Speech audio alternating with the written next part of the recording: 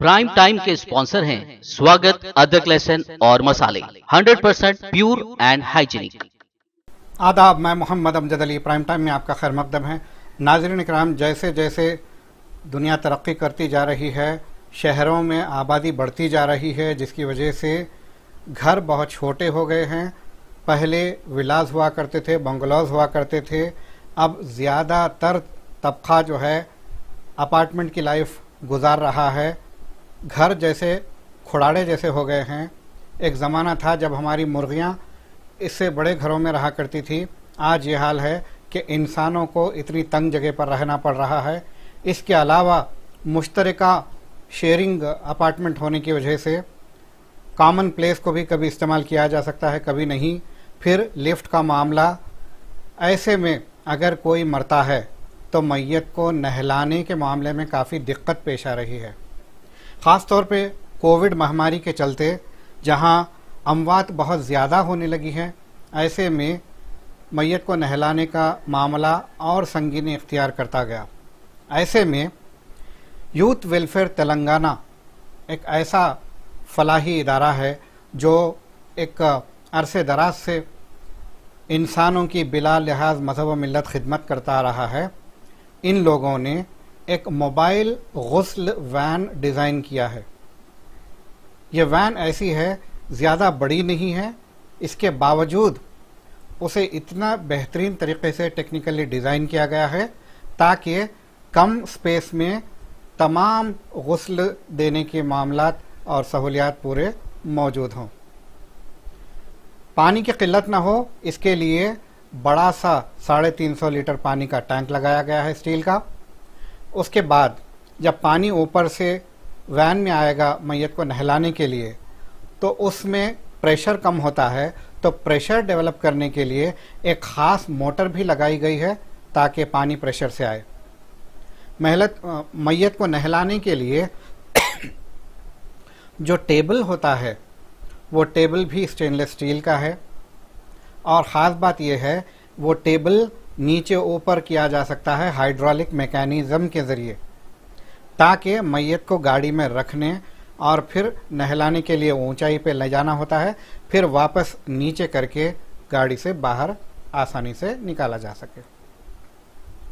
इसके अलावा चूँकि गर्म पानी से पानी नहलाना होता है, मोबाइल वैन को अगर बंद कर दिया जाए तो ह्यूमिडिटी बढ़ जाएगी, गर्मी बढ़ जाएगी। इसके लिए दो तरफ भी ख़ास एग्जॉस्ट फैन लगाए गए हैं, ख़ास लाइट का अहतमाम किया गया है और मैयत का गुस्ल का जो पानी है उसको ड्रेन करने के लिए इतना बेहतरीन मेकानिज़म बनाया गया है।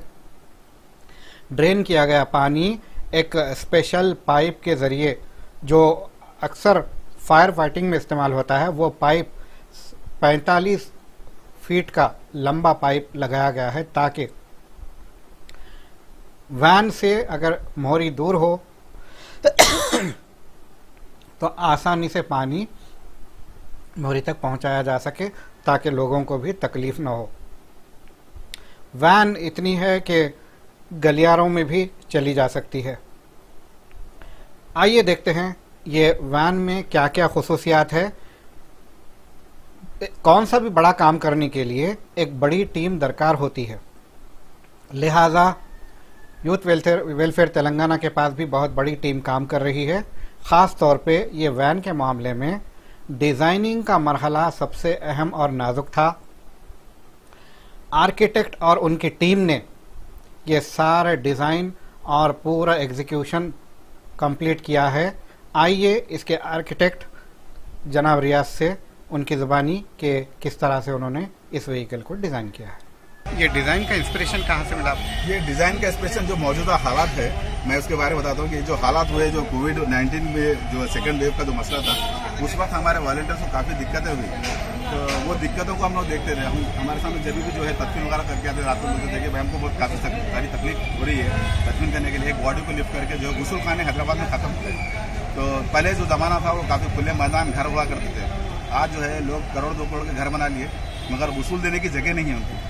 तो सबसे बड़ा मसला वो हुआ कि भाई एक लाइन में लगे हुए हैं, 8-8, 10-10 बॉडी लाइन में लगे हुए हैं।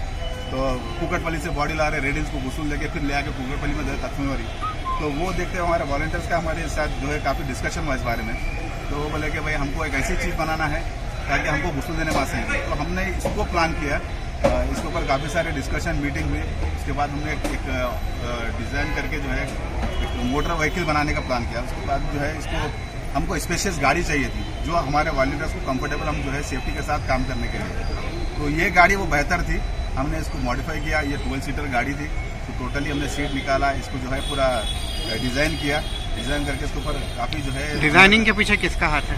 एक्चुअल मैं एक आर्किटेक्ट हूँ, डिप्लोमा आर्किटेक्ट किया है। तो आपका नाम? मेरा नाम मोहम्मद रियाज है। तो मैं प्रोफेशनल एक डिज़ाइनर हूँ और हमारे साथ में जो है इस प्रोजेक्ट पे 6 लोग काम किए, जो एक मैकेनिकल इंजीनियर है और 2 जो है इंटीरियर डिज़ाइनर है और जो है 2 जो है फैब्रिकेटर थे। तो उसमें जो है एक लड़की है जो फरीन सुल्ताना जो कैट डिज़ाइनर है और एक अफजल नवाज है जो है वो भी आर्किटेक्ट है और एक मुजाहिद अली जो है वो हमारे जो है मैकेनिकल इंजीनियर है। तो दूसरे जो बंदे थे वो हमको हेल्प करते थे इस गाड़ी के सिलसिले में। तो काफ़ी सारा जो है मेहनत लगी, 1.5 महीना लगभग काम चला इस पर, दिन रात काम करके हमने इसको मॉडिफाई किया। इंशाल्लाह हम दुआ करते हैं कि जो है किसी को तकलीफ ना हो। आज हम जो तकलीफ उठा रहे हैं और आवाम को भी चाहिए कि अपने हर मोहल्ले मस्जिद में जो है गुस्ल खाना बना लें। मस्जिद में जो है काफ़ी है, एक छोटी सी जगह लगती है गुस्ल खाना बनाने के लिए। तो हमें चाहिए कि गुस्ल देने की हर मोहल्ले में सहूलत हो ताकि आने वाले दिनों में हमको फिर ऐसी मेहनत करके जो है कोई गाड़ी बनाने की नौबत आए। नाजरीन, तो देखा आपने कि किस कदर बेहतरीन एम्बुलेंस तैयार की गई है।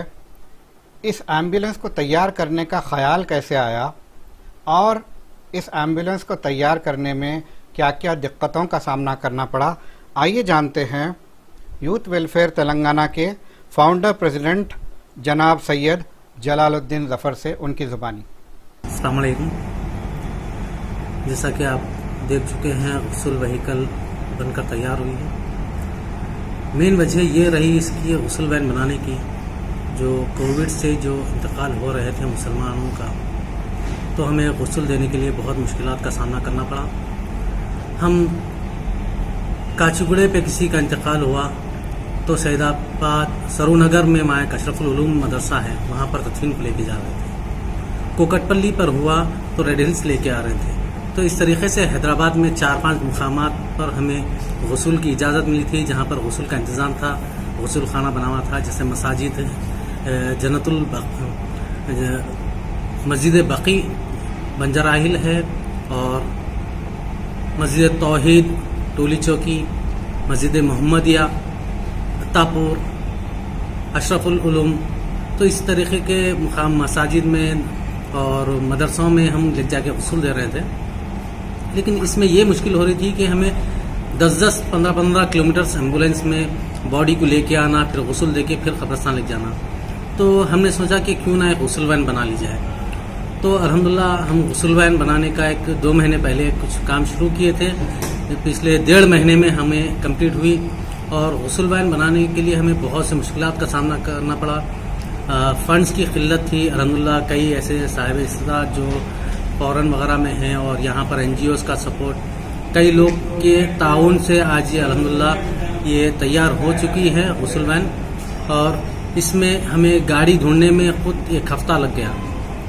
गाड़ी लिए बाद में उसको बिल्कुल वो ज़ीरो करना पड़ा, गाड़ी ज़ीरो करके एक चीज़, क्योंकि हमारे पास कोई ब्लूप्रिंट नहीं था, कोई हमारे पास कोई एडवाइजरी बोर्ड नहीं थी कि किस तरीके की गाड़ी बनना चाहिए। तो अल्हम्दुलिल्लाह कई हमारे पास इंजीनियर्स है, डॉक्टर्स है, एडवोकेट्स है, ये सब की टीम लेके फिर ख़ास तौर पे जो हमारे लड़के जो गुस्ल देते हैं उनको सामने रखा गया, इंजीनियर्स को सामने रखा गया, फिर एडवोकेट को भी रखना पड़ा, वहाँ पर डॉक्टर्स को भी रखना पड़ा। वजह यह है कि खाली दिखने में गुस्ल वैन एक ही दिख रही, लेकिन उसमें लीगल प्रॉब्लम कुछ आ गए तो एडवोकेट की जरूरत पड़ती है। अल्हम्दुलिल्लाह हमारे पास एडवोकेट अवेलेबल है, हमारे पास डॉक्टर्स अवेलेबल है, क्योंकि वहाँ पर सेफ्टी का मसला है, हेल्थ का इश्यू का, तो डॉक्टर्स के से राय मशवरा किए। इंजीनियर्स तो ज़रूरी है, इसके अलावा हमारे पास प्लम्बर है और इलेक्ट्रीशियंस है। ये सब को हम रख के अल्हम्दुलिल्लाह पूरी हमारी टीम ही मिलकर ये काम कर चुकी है और अल्हम्दुलिल्लाह आज गुस्ल वैन बनकर तैयार है। ये गुस्ल वैन हम इंशाल्लाह जो BPL फैमिलीज़ है उनको टोटली फ्री रहेंगी। ये गुस्ल वैन के ट्रैवलिंग का या फिर गुस्ल के या फिर कफन के चार्जेस या फिर तदफीन के कोई चीज़ के ऐसे चार्जेस नहीं हैं। और जो साहिब इस्तात हैं उनसे हम गुजारिश करते हैं कि नॉमिनल कुछ चार्जेस हम इसके रखेंगे, वो दे दीजिए ताकि इसका मेंटेनेंस हो सके। और इंशाल्लाह ये आज ही शाम से ये मार्केट में ग्राउंड पर आ जाएगी और 24 घंटे आप कभी भी यूथ वेलफेयर को कॉल करिए, इंशाल्लाह 24 घंटे अवेलेबल है। चार्जेस क्या रखेंगे ये तय नहीं किया गया? चार्जेस अभी तय नहीं किया गया क्योंकि क्या एक्सपेंडिचर आता है इसके ऊपर एक तकवीन के लिए अभी हमारे कुछ आइडिया नहीं है, लेकिन वो बिल्कुल नॉमिनल रहेंगे, मेरे ख्याल से 3,500-4 हज़ार के अंदर रहेंगे इंशाल्लाह। यूथ वेलफेयर तेलंगाना की हरकियाती खातून सोबिया जुवेरिया, जो कि राब्ता फाउंडेशन से भी ताल्लुक़ रखती हैं, इन्होंने ये कोविड के जब से मैयतों को नहलाने का, मैयतों को दफनाने का जो इंतज़ाम किया जा रहा है, इस ताल्लुक़ से लोगों को मुतहर्रिक करने का बहुत बड़ा काम किया है। सोबिया जुवेरिया क्या कहती हैं इस बारे में, आइए सुनते हैं उनकी ज़ुबान। अस्सलामुअलैकुम ख़वातीन और हज़रात, मैं सोबिया जुवेरिया, फाउंडर राब्ता फाउंडेशन। आज जो है गुस्ल वैन लॉन्च किया गया नेहरू ऑडिटोरियम नामपल्ली पे। ये वैन की बहुत ज़्यादा सख्ती से ज़रूरत थी क्योंकि जिस तरीके से हम लोगों ने फ़र्स्ट वेव सेकेंड वेव में काम किया है, फर्स्ट वेव तो जैसे तैसे हर कोई समझ चुका था कि क्या ट्रीटमेंट लेना चाहिए, क्या ट्रीटमेंट होना चाहिए, लेकिन ratio of death second wave में बहुत ज़्यादा पाया गया। और एक वक्त ऐसा आया, मैं कुछ कहने से पहले आप सबको इस ऑर्गेनाइजेशन का तारुफ करा दूं। ये तो ऐसे मोहताज नहीं है क्योंकि ये लोग थ्रू आउट तेलंगाना जो है एक्टिव रहे हैं। राब्ता फाउंडेशन एक अपने आप में एक प्लेटफॉर्म बना जहां पर डॉक्टर्स का कंसल्टेशन, फ्री डॉक्टर्स का कंसल्टेशन, ऑनलाइन कंसल्टेशन हम लोग देते थे और जो है कई सारे पेशेंट्स को हम लोग डिस्ट्रिक्ट लेवल से हैदराबाद पर शिफ्ट करवाते थे, बेड्स दिलाते थे। बट एक जो तकलीफ, एक दिक्कत जो आती थी वो आती थी कि कई सारे लोग जो है अपने घरों से बाहर निकल कर काम नहीं कर सकते थे और कई सारे जो है फ्रंटलाइनर्स घर बैठे काम करते थे। तो अपने अपने लेवल पे हर किसी का जो है अपना अपना रोल रहा, अपनी तरफ से जो जैसा बन पड़ता वो लोगों ने किया। लेकिन यूथ वेलफेयर तेलंगाना एक ऐसा ऑर्गेनाइजेशन उभर कर आया।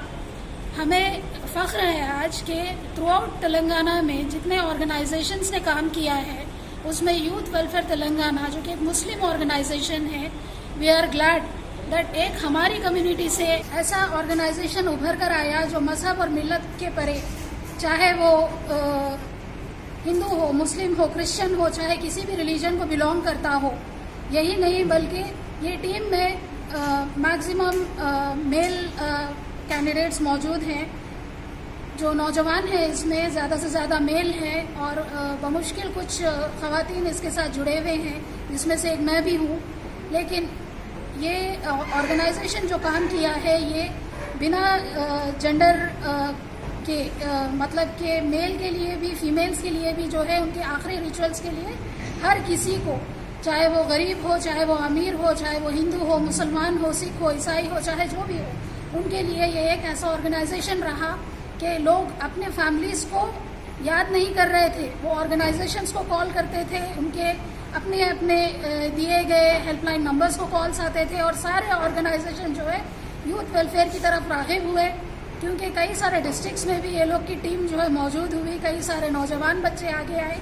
मेरी आप सबसे गुजारिश है, ऐसी गुजारिशें हम करते आए हैं ऐसे ऑर्गेनाइजेशंस के लिए।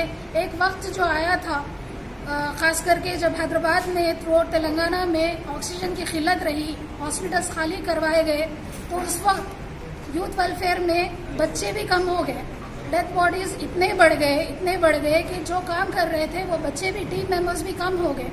मेरी आप सबसे गुजारिश है, through out Telangana state wise मेरी गुजारिश है, हर डिस्ट्रिक्ट से, हर लेवल से, हर रिलीजन वाले से मेरी गुजारिश है कि क्योंकि ये ऑर्गेनाइजेशन आप सबके ऐसे वक्त में खड़ा रहा, आपके अपनों के लिए, जब आप आगे नहीं जा सके, चाहे जो भी आपके वजूहात थे, ये वाहिद ऑर्गेनाइजेशन था जो आपके अपनों के, आपके शहीदों के जो है आखिरी रिचुअल्स में खड़ा रहा।